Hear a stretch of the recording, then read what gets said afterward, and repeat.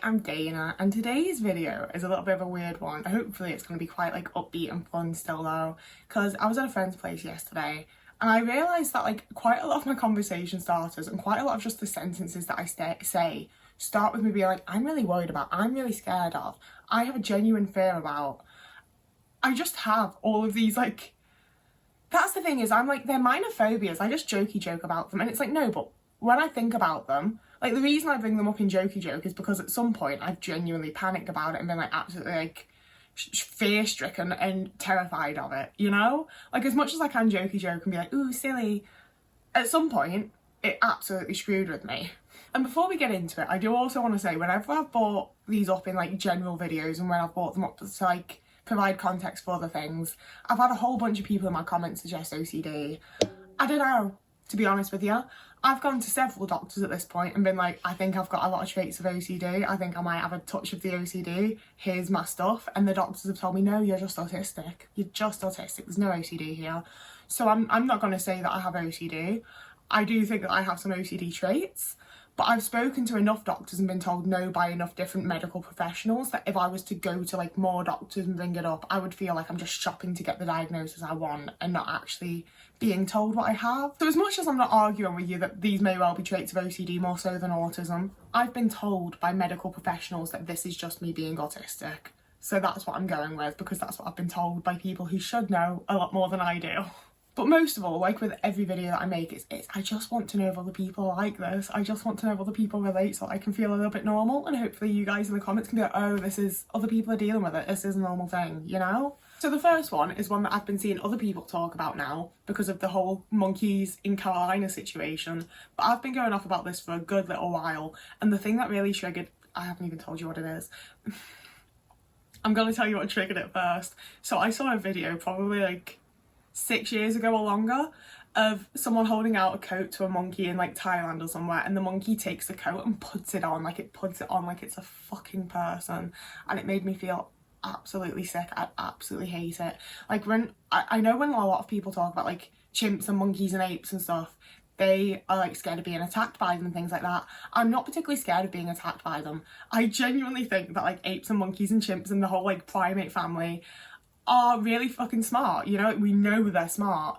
I have a genuine fear that they're watching us and looking at us and seeing us and they're like, I want an iPhone, I want a North Face hoodie, I want the things that these fuckers have, because like they can use them, they can do the same things that we can more or less. I genuinely think that in the next few years we're going to see more and more monkeys like attacking people, not to like hurt the person, but just because they want the thing. And it's not going to be like food motivated and like an animal type of thing anymore. They're going to be going for like our luxuries. We're going to be like the ruling upper class to the monkeys, and they're going to hate us for it and want to eat the rich, and we're going to be the rich, even the poor people, just because we have like clothes and phones and stuff that they don't have.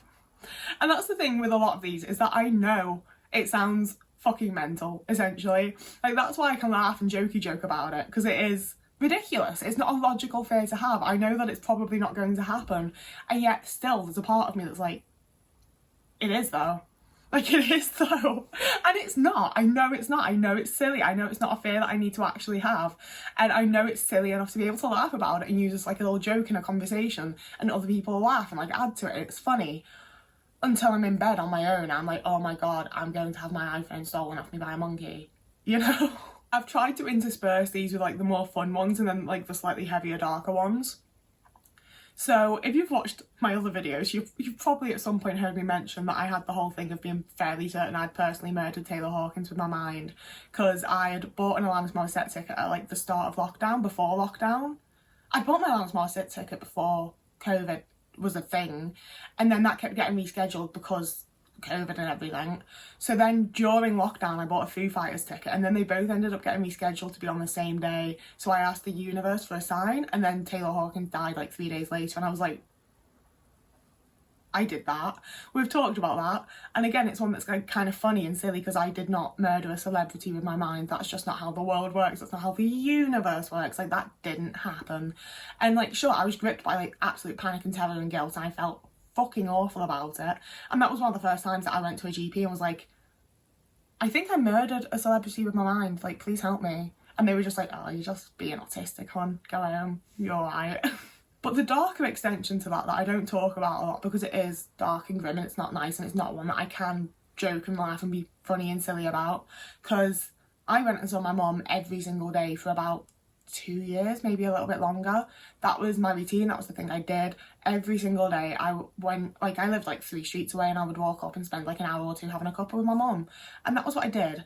And it got to a point that I didn't want to go anymore, I didn't want to do it, and I would sit there and be like, I'm not going today, it's fine, like, I've spoken to my mum and she knows that I'm not going to go up today, and it's all okay. And I would feel this deep pit of anxiety in my stomach, and I'd be like, fuck it, no, I have to go. So there was a period where I'd gotten a therapist, and she was like, don't go, organise a nice day doing something like completely different, just don't go, don't do it, do something completely different where you're completely distracted, you can't, like, you would have to leave a thing to go and see your mum, just do that. So I did. I planned this whole little day with my girlfriend at the time, we went out, we did stuff, and at like 10 p.m. I got a call off my brother that he'd gotten home and my mum wasn't there, which was completely out of her routine, completely out of everything. We ended up having to phone around various hospitals to find out where she was. She was in a hospital, and that was the start of her being diagnosed with 2 different types of cancer and a brain tumour. And I was immediately like, shit, she would have been fine if I'd just gone to see her, you know? And it's like, no, she wouldn't. Me and my brother had multiple conversations in the months leading up to this where we were like, something's not right? Like, something's going on here, my mum's health isn't the best. We were thinking like dementia or Alzheimer's or like something like that, because her memory was being affected. Like, we had signs, you know? She'd been misdiagnosed with a UTI for like months and months and months, just these like consistent UTIs that were actually bowel cancer. Like, there was all sorts in the lead up that was not obvious per se, but like made sense for what it was. And yes, in my mind I was like, she was completely fine, and then I didn't go and see it because I'm a little bitch, and now she's got cancer, and that was me. I did that by just not going to see her. And it's like, no, I didn't. I know full well that I did not, you know? And yet, whenever I think about it, there's still a little part of me that's like, she would have been okay if I'd just gone to see her. If I just hadn't done that day, she would have been fine, you know? And the upside is that I don't feel like I caused her death, so that's nice. But I do feel like I made the cancer appear somehow by not being there, and that's a big fear and a big thing for me. And I now consistently have the fear of, like, if I don't show up, if I don't do something I'm supposed to, if I don't do something that makes me feel anxious, the other person involved is gonna magically develop cancer. And like, they're not, it's fine, but that's how my brain works now, because I've recognised that pattern, which isn't even a fucking pattern. I think that's where a lot of this stems from me, and where maybe the doctors are like that it is an OCD, because I do think a lot of it is recognising patterns but in like the wrong way, or recognising them poorly, combined with having a really minimal, not very good, doesn't really work social imagination.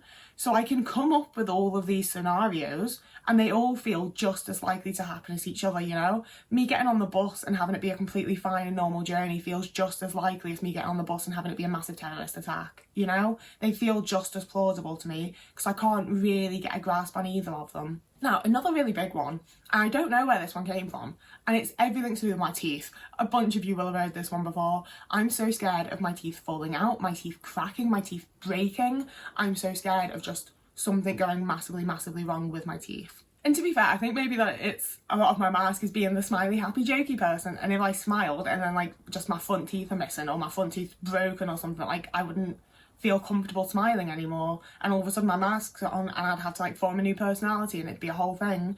That's definitely some of it, but also just like I have so much sensory stuff around like my mouth and my teeth, and the idea of any of them being different, being gone, not being the way that they are, it absolutely sends me, and I can't, like, this is gonna be a short segment because even just thinking about it makes me feel a little bit sick, and I don't like it, and like when I semi-regularly, like when I'm drinking or eating, will just like accidentally hit my teeth with like the glass or the cup or the cutlery or whatever, and it absolutely petrifies me. I have to go and like look in the mirror and make sure they're not like broken or fractured or cracked or like anything like that. Like, I'm so convinced. Like, I went to the dentist and got these really cool well-fitted vampire fangs, and I've worn them like literally 1 or 2 times because I'm so convinced that when I pull them off I'm just going to break my teeth off. Like, my dentist reassured me, like, your teeth are a lot stronger than that, your teeth are going to be fine.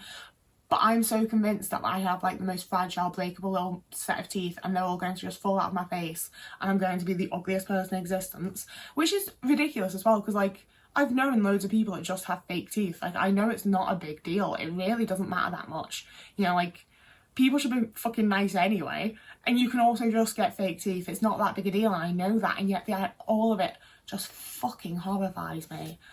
I don't... Like, it's not even that I'm particularly scared of the dentist is the thing as well. Like, I don't mind going to the dentist. It's just them touching my teeth. I'm convinced that the dentist is going to break my teeth and they're going to be like, oh, can't fix it. Like, I think some of it's that I don't entirely understand how teeth work. But then every time I've tried to look into it, it just scares me more. Because I'm like, the enamel's breaking down and my gums are receding. Like, it just absolutely fucks me up and I can't deal with it. Okay, funnier one again.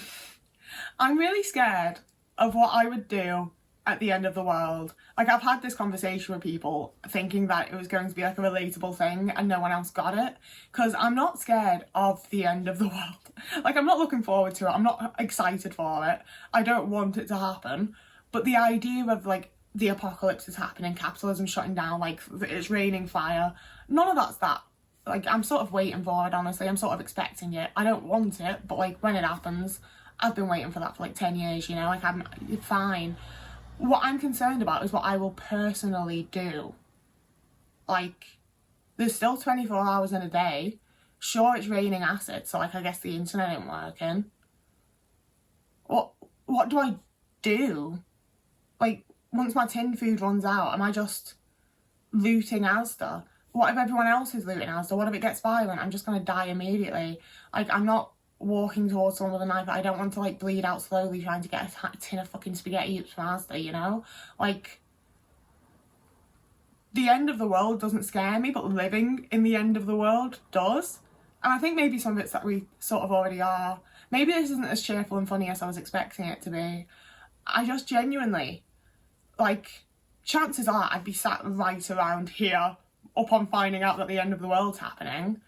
And it's like, should I just sit here and wait to die? Like, what do you do in the end of the world? I don't even know really what I'm supposed to do in my day-to-day life. I feel like I'm constantly making everything up as I go and probably doing the wrong thing. And I'm just trying to like get through each day as it fucking comes. What am I supposed to do when that's already my tactic? And then it's raining acid, or like sinkholes are opening up everywhere, or I don't know, you know, like whatever the end of the world's likely to be. Probably a lot more capitalist and a lot less raining fire. But, you know, like, I'm imagining movie apocalypse scenarios. I'm imagining, like, what's that one when, like, New York floods? Like, I'm not getting onto the roof of a library. I can't even drive. What am I meant to do? Yeah, it was a lot less fun than I was expecting. So moving on. I can't deal with pregnant people. So, like, for the longest time, it was just the idea of me personally being pregnant that I was like, oh God, no, I don't want to grow a child. I don't want to feel something move inside me. I don't want something to, like, leach the calcium from my bones and teeth to grow itself like a little parasite. Like, the entire idea of personally being pregnant always horrified me. Like, from the moment that I found out what pregnancy was as a kid, I was like, oh no, that's not for me. And everyone always laughed and was like, oh, you'll get to it. Grand old age of 27, it's not for me. Sorry, it genuinely makes me want to gag. The idea of just like knowing that there's a baby growing inside you and it's getting bigger and bigger, and at some point you're going to start feeling it moving up. No. But for the longest time, it was just the idea of it happening to me that was a no. And the older I get, the more that, like, I was in a lift the other week with a pregnant woman. I was like, I had to fight so hard to not physically like press myself into the corner away from her, because like realistically, logically, in my like human forefront brain, I know that it's a beautiful miracle of life. Like, it's incredible that people's bodies are capable of growing another human. Our DNA can come together and form, emerge and grow a baby. Like, that's fucking sick. That's awesome. That's so cool. It actually happening, it actually being in that, no, I hate it. You're just growing there's a whole second skeleton, there's a second brain, there's a second heart. Yeah, you have a person in you. I don't like it. It's not right. It's not right. Like, I know it's like the most natural thing in the fucking world. It's how we all got to be here and it's completely normal and natural and it's all cool. Like, I really do. but there's some like little like chimp back of my brain part that's just like, oh no, it shouldn't be in there, get it out. Oh god, no, I don't like it. No. You know, like, I'm not going to go up to a pregnant woman and be like, you scare me. But they do. They really do. I really don't like seeing pregnant people. I don't like being reminded that pregnancy is a thing. It really freaks me out. There was a point when a TikTok came up on my like FYP of you could see the full outline of the hands and the feet inside the person's stomach. It makes me feel so unwell. It makes me actually genuinely want to gag. Like, my mouth is getting all like wet because it just absolutely sends me, like, I can't tell you what it is. It makes my skin crawl. It just feels so wrong. I don't like it. Nothing should be in there. No. It genuinely makes me speechless because of just how, like, it just feels so fucked up and bizarre and unnatural to me. I'm like, what kind of alien bollocks is this? And I'm so aware, don't get me wrong, that it is how we all got here. It's how humans are made. That is like, that's the thing. Like, it's so normal, it's so natural, it's like the most natural thing, and yet I'm just like, no, it feels so wrong and not right, and I don't like it. Another serious one, because apparently most of these are quite serious and grim, is being like encumbered by an injury, but only for a certain amount of time. So like, I picked up a mandolin the other week and absolutely chopped my fucking finger, and it really hurt. And every time I like nudged it or did anything to it, it'd like reopen and start bleeding again. I think realistically I did need like a stitch in it, but I wasn't gonna go to A&E and be like, I cut my finger. So like, I just lived with it. I hate it. It annoys me so much, and it was such a minimal, tiny little thing. It was just this finger, one cut on the end. I had a plaster on it. It should have been fine. And yet so many little things just became so niggly and annoying and difficult, and like, it felt like everything in my day just took those like 10 seconds longer because I had to be a little bit careful with my finger. And it's things like that where like, if I chopped the finger off, okay, we're accommodating to this, we're going to figure this out, we're going to make things easier. You know, like, if it's a long-term thing, you figure out accommodations, you figure out like ways to make things more accessible, and you get it sorted so that your life like is easier again. When it's just a short-term little thing, there's no point buying stuff, there's no point getting stuff sorted for it, there's no point changing things, because it's going to be for a couple of weeks, a month, 2 months, whatever, you know? Like, it's such a short period of time, there's no point doing anything. So you just have to live with it being more difficult and annoying. And I think this definitely comes from when I was younger, because I had, in pretty quick succession, I'd fallen off a rope swing and like landed straight on my coccyx, and I'd had to like hobble home, and I had about 6 weeks where like I couldn't go to school or like get up off the couch properly. Like, my parents were having to like help me out of bed to the couch before they went to work, and then help me off the couch and back to bed at night. Like, I just couldn't fucking move. And that's the thing, is like, I still have issues with like my back and my coccyx area and stuff. I do think I probably fucked it up quite bad at that point, but my parents just didn't take me to get seen for it. I just had 6 weeks of not being able to move properly, and then went back to school and started doing stuff again, you know? And not too long after that, I then broke my left wrist and had like a really fucking chunky cast. I don't know if casts are always that big, it's the only bone I've ever broken, but it was massive. And then pretty quickly after that, I broke my little finger while I was doing rounders. And again, my parents didn't take me to hospital, they took me to the nurse over the road, and she was like, oh yeah, it's broken. So they just tied it to the other finger and then left me to it for a while. So I had that. And then like fairly soon after that, I fell and like cut my knee open. I was on crutches and I had loads of stitches in it, and that was a whole thing. So like, I had like a really good stretch when I was like maybe like 9 to 10 years old, where like just everything hurt and everything was so much more difficult than it needed to be, and there were no accommodations or anything in place because it was just for a short period of time, and it just made life so like fucking miserable and annoying. I really don't want to do that again. So I am like quite scared of like breaking a bone or like getting any sort of really bad cut, or just generally like being injured in a way that's not going to change things in the long term, but I will have just like a period of time where there's no point accommodating to my shit because it's just for a short period of time, and it makes everything more niggly and annoying and shit, you know? And this final one is hopefully a little bit more fun again. I'm really scared of using an expired food product, especially because like obviously I'm vegan, so I'm not going to be eating expired meat or dairy, which is where I feel like a lot of like the bad things come in. I'm so like, it's mostly spices and herbs and like condiments and that type of thing. I'm really scared of using something that's expired and giving myself not only like an illness, but some sort of like brand new illness that doctors have never seen before, that's like directly created by like the combination of expired ingredients I used, and having to just like slowly give in to this illness while doctors are trying to figure out what the fuck it is because it's brand new, and probably having it be named after me, and just slowly giving into it because they don't know what it is or how to cure it. And like, in my little imagined scenario of this, they would figure out how to cure it from me, but I'd already be dead. Like, I'd already have expired as well. I'd already be out, and they'd be having to like name this disease after me and be like, remember guys, don't eat expired dill, otherwise you'll end up with Anderson disease. That's my fear. Because like, if I got salmonella, if I got, I don't even really, food poisoning, if I get the things that you get from food, they're all sort of fixable, aren't they? Like, unless you're eating like 6-week-old sushi or something, like most things are pretty standard. But I'm really scared that I'm gonna end up like creating something new. I know where that came from. That's because growing up we had condiments that said they'd gone out of date in like 1998, and I'd be like, Mum, it's 2009, and she'd be like, it's fine. Like, no, it's not. I don't think that is fine. So I'm on top of my dates. If something's out of date, it's out of my house. And yet I'm still convinced that I'm just gonna like accidentally use something that's like 40 years old and create something new. The upside though is that like, it wouldn't be airborne or anything, like it would be from the thing I'd eaten, so it wouldn't, you know, other people wouldn't be catching it.